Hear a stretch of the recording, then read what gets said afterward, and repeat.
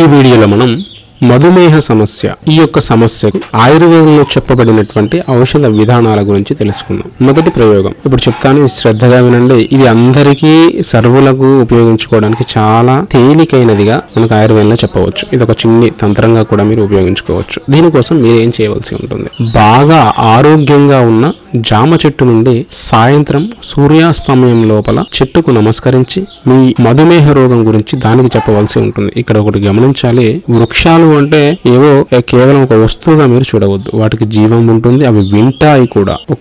మన విదేశాల్లో జరిగినటువంటి ఒక రీసెర్చ్ లో తేలింది ఏమిటంటే, ఒక వ్యక్తి అదే పనిగా ఆ యొక్క వృక్షం వద్దకు వెళ్లి తన కష్టాన్ని సుఖాన్ని రెండింటినీ చెప్పుకుంటూ ఉండేవాడు. అలా చెప్పుకుంటూ ఉంటే ఆ చెట్టు వింటుంది అనే ఉద్దేశంతో, పూర్తి నమ్మకంతో చెప్తే అది నిజంగానే విన్నది.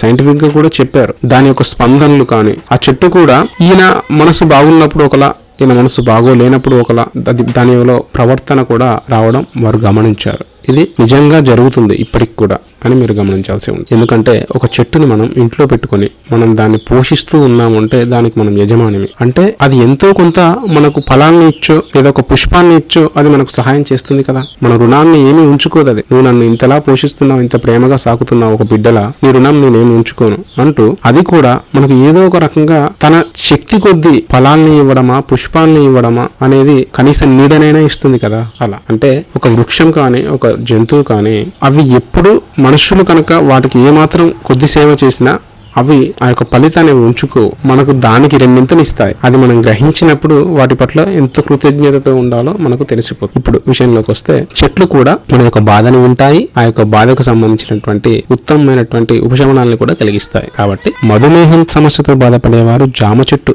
మంచి ఆరోగ్యవంతమైనటువంటి జామ చెట్టు వద్దకు వెళ్లి ఆ చెట్టుకు నమస్కారం చేసి మీ మనస్సులోని బాధను ఆ యొక్క వృక్షరాజానికి వివరించి, నన్ను ఉద్ధరించుము తల్లి అంటూ ప్రార్థించి, ఆ జామ చెట్టుకు మరీ ముదిరిపోయినటువంటి ఆకు కాకుండా, మరీ లేతగా ఉండేటటువంటి ఆకు కాకుండా, మధ్యస్థంగా ఉండేటటువంటి ఒక ఆకును సేకరించండి. దాన్ని దుమ్ము లేకుండా, ఎలాంటి ధూళి లేకుండా దాన్ని నీటిగా కడగండి. కడిగిన తర్వాత ఒక గ్లాసు కాచి చల్లార్చిన నీటిలో మంచిగా గ్లాసులో నీళ్లు పట్టుకొని దాన్ని మంచిగా మరిగేలా చేయండి. దాంట్లో ఉన్నటువంటి ఫ్లోర్ని తెల్లగా పైన పేరుకొని పోయినాక దాన్ని వడకట్టుకొని ఆ గ్లాసులో ఆ నీటిని ఒక గాజు గ్లాసులో పోసుకొని, ఆ గాజు గ్లాసులో ఈ యొక్క ఆకుని దాంట్లో ఉంచి దానిపైన మూత పెట్టి ఉంచాలి. ఇది రాత్రిపూట చేయాలి. అలా చేసిన అనంతరం ఉదయం దంతధావనం కాగానే, ముఖం కడుక్కోగానే ఆ ఆకును తీసివేసి ఆ నీటిని నిదానంగా కొంచెం తాగుతూ నా యొక్క సమస్య పూర్తిగా తొలగిపోతుంది అంటూ మనసులో భావిస్తూ దాన్ని పూర్తిగా తాగాలి. ఇది తాగిన గంట వరకు ఏమీ తినకూడదు, ఏమీ తాగకూడదు. ఈ విధంగా ఒక్క మండల కాలం 30 నుంచి 40 రోజుల వరకు మీరు విరవకుండా ఇలా తాగుతూ ఉంటే ఆశ్చర్యకరంగా మధుమేహం అదుపులోకి వస్తుంది. ఇది మీరు గమనించాల్సిన విషయం. మరొక విధానం చెప్తాను. ఒకవేళ మాకు జామ చెట్టు అందుబాటులో లేదండి అనుకునేవారు అల్లనేరేడు ఆకుతో కూడా ఇలాగే చేయవచ్చు. జామ ఆకు ప్లేస్ లో అల్లనేరేడు వస్తుంది. ప్రాసెస్ అంతా సేమ్. ఇదే విధంగా అల్లనేరేడు ఆకును చేసి కూడా అద్భుతమైనటువంటి ఫలితాన్ని మీకు ఇస్తుంది. అలాగే మరొక విధానాన్ని తెలియజేస్తాను, చూడండి. తిప్పతీగతో కనుక మీరు ఇప్పుడు చెప్పే విధంగా చేసినట్లయితే ఇది కూడా మీ యొక్క సమస్య నుంచి తొలగిస్తుంది. మధుమేహాన్ని, ఆ వ్యాధి వల్ల వచ్చే ఇతర అనారోగ్యాలను సమూలంగా నిర్మూలించడం చేయగల మహత్తరమైనటువంటి ఔషధీ శక్తి ఈ తిప్పతీగలో ఉంటుంది. ఉదయం ఆహారానికి గంట ముందు ఒక్క ఆకును కడిగి, పెద్ద ఆకు కాదు, కొంచెం చెప్పాను కదా, మంచి చూడడానికి ఆకర్షణీయంగా ఉండాలి, ఆరోగ్యవంతమైనటువంటి ఆకు, నెరి ముదిరిపోయిన ఆకు కాకుండా, నెరి లేదా ఆకు కాకుండా ఆరోగ్యవంతమైనటువంటి ఆకును ఎంచుకోవాల్సి ఉంటుంది. ఆకుని కొంచెం నీటిలో వేసుకొని మెల్లగా నమిలి తినాలి. దీనివల్ల ఎంత స్థాయిలో ఉన్న మధుమేహమైనా సరే కేవలం 20 రోజుల్లోనే పూర్తి అదుపులోకి వస్తుంది. అంతేకాకుండా మధుమేహ వ్యాధిగ్రస్తులకు సైడ్ ఎఫెక్ట్స్ లాగా వచ్చేటటువంటి రక్తపోటు, గుండెపోటు, కొలెస్ట్రాల్, మోకాల నొప్పులు, చర్మ వ్యాధులు ఇవి లేని వారికి రాకుండా చేస్తుంది, వచ్చిన వారికి తగ్గిపోయేలా చేస్తుంది. ఇది కూడా దివ్యమైనటువంటి ఔషధం తిప్పతీగ. అసలు తిప్పతీగ గురించి చెప్పాలంటే చాలా సమయం పడుతుంది. దీన్ని అమృతవల్లి అంటూ ఉంటారు. అమృతవల్లి, దాని పేరులోనే అమృతవల్లి అంటూ ఉంటారు. ఎందుకు అంటే తిప్పతీగకు మీరు చూడండి వేర్లు ఉండవు. మీరు గమనించినట్టయితే పల్లెల్లో ఎవరైనా పెద్దలు అడిగితే చెప్తారు. సిటీలో ఉండే వారికి అర్థం కాకపోవచ్చు, లేదా ఇప్పుడే ఆయుర్వేదం గురించి తెలుసుకున్న, ఆ చెట్టు గురించి తెలుసుకున్న వారికి కూడా కొద్దిగా అర్థం కాకపోవచ్చు. తిప్పతీగకు వేర్లు ఉండవు. దాన్ని మీరు తీసుకొచ్చి ఎక్కడ వేయండి, తడి తగిలిందా అక్కడనే దాని జీవాన్ని పొందుతుంది. ఆ చెట్టు జీవాన్ని పొంది ఆ చెట్టు మీదే పెరుగుతూ ఉంటుంది. దాని ఒక ప్రత్యేకత. అలాంటి తిప్పతీగని మీరు కుండీలో పెట్టుకోండి, అద్భుతంగా పెరుగుతూ ఉంటుంది. మంచి కాస్త నీళ్లు ఉండి దాన్ని కనుక మీరు పోషించగలిగినట్లయితే మంచి చెట్టుగా పెరుగుతుంది, తీగగా అల్లుకొని పచ్చగా ఉంటుంది, ఎప్పుడు తిప్పతీగ. దీన్ని మీరు గమనించవచ్చు. అలాగే మరొక ప్రయోగం చూసినట్లయితే తంగేడు ఆకులతో కూడా మీరు ఒక విధానాన్ని చేస్తే దాని ద్వారా కూడా మంచి ఫలితం ఉంటుంది. తంగేడు చెట్లు పెరగని చోటు మన రాష్ట్రంలో ఎక్కడ లేదు కదా.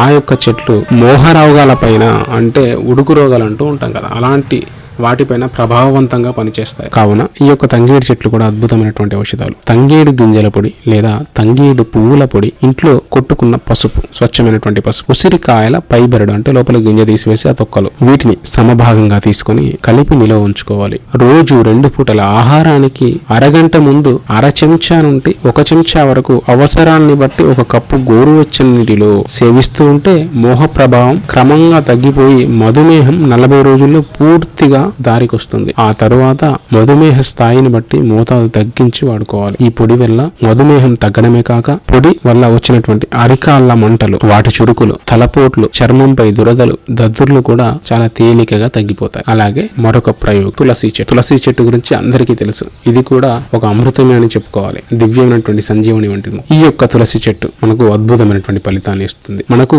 దేవుని పేర్లు పెట్టినటువంటి చెట్లని అనేక వికృత రోగాలు సంహరించగలవి. ఇది గమనించాలి. అంత శక్తివంతమైనవి కాబట్టే వేపను లక్ష్మి అని, తులసిని తులసమ్మ దేవత అని, మారేడుని సాక్షాత్ శివస్వరూపమని, ఇలా అనేక చెట్లకు పేర్లు పెట్టారు. వీటి కలయిక వల్ల ఉత్పన్నమయ్యే శక్తి అనేక దీర్ఘకాలిక రోగాలను కూడా ధ్వంసం చేయగలుగుతుంది. అనేక పరిశోధనల్లో కూడా రుజువైంది. ఆ వివరాలు తెలుసుకుందాం. కృష్ణ తులసి, నల్ల ఆకులు, ముదురు వేప ఆకు, మారేడాకు, తుమ్మి పూల ఆకు, కాగితం పూల ఆకు, నల్ల మిరియాలు, వీటిని సమభాగాలుగా తీసుకోవాల్సి ఉంటుంది. విడివిడిగా కడిగి నీడలో ఆరబెట్టి దంచి పొడి చేసి మిరియాలను వేయించి పొడి చేసుకోవాలి. అవన్నీ వరుసగా ఒక దానిలో ఒకటి కలుపుకోవాలి. రోజు 2 పూటల ఆహారానికి అరగంట ముందు అర చెంచా నుండి 1 చెంచా వరకు వ్యాధి తీవ్రతను బట్టి కాచి చల్లార్చిన నీటిలో కలిపి సేవిస్తూ ఉండాలి. దీనివల్ల మధుమేహం ఖచ్చితంగా 40 రోజుల్లో దారిలోకి వస్తుంది. బీపీ, కొలెస్ట్రాల్, గుండెపోటు,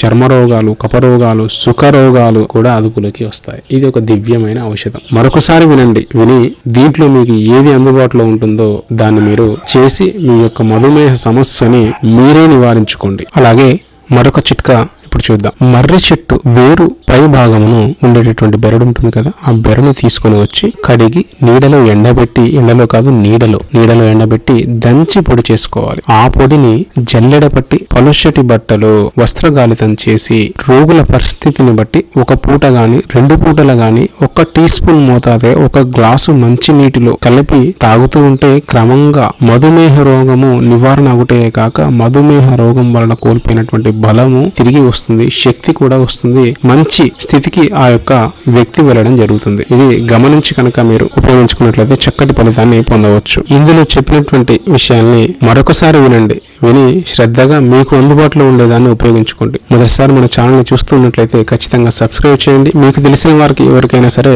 ఇలాంటి సమస్యతో బాధపడుతూ ఉంటే వారికి కూడా దీన్ని షేర్ చేసే ప్రయత్నం చేయండి.